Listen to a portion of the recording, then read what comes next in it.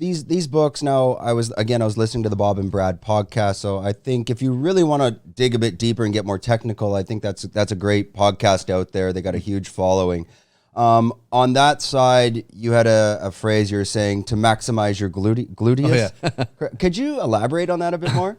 Yeah, well, my first book, at the end of the first book, which is called Muscle Energy Techniques, which is basically like a form of contracting a muscle to allow it to relax, to then the therapist would then lengthen.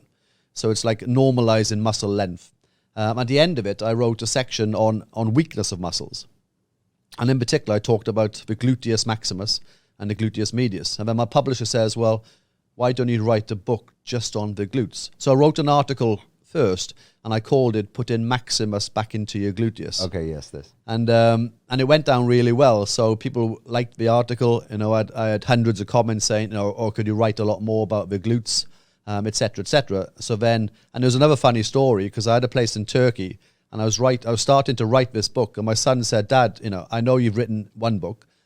What are you writing about now?" And I said, "Well, I'm writing about," and it was hard to talk to an 11-year-old boy about like the gluteus maximus and its function and the anatomy. So I said, "Oh, I'm just writing about your bum, the bum muscles." He's like, "Dad, that is so weird.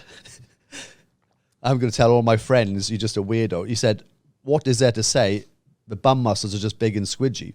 And then he said, "How many words have I written about the bum?" And I said, "Well, I've done 11,400 and something." And he's like, "You've written 11,500 words just on the bum?" I go, "Well, yeah." And a year later, I'd written, say, 65,000 words. And my son could not believe I could write so much about one small area.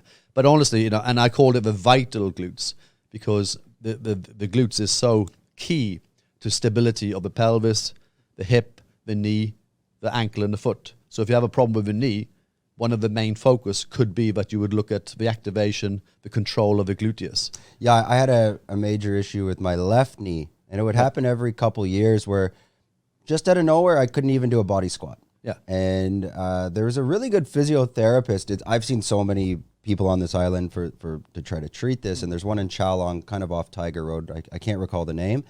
But basically, he ended up finding out, like, from the squats I was doing, I was using my right quad more than the left. Yeah. And then there was just atrophy. The muscle wasn't even working.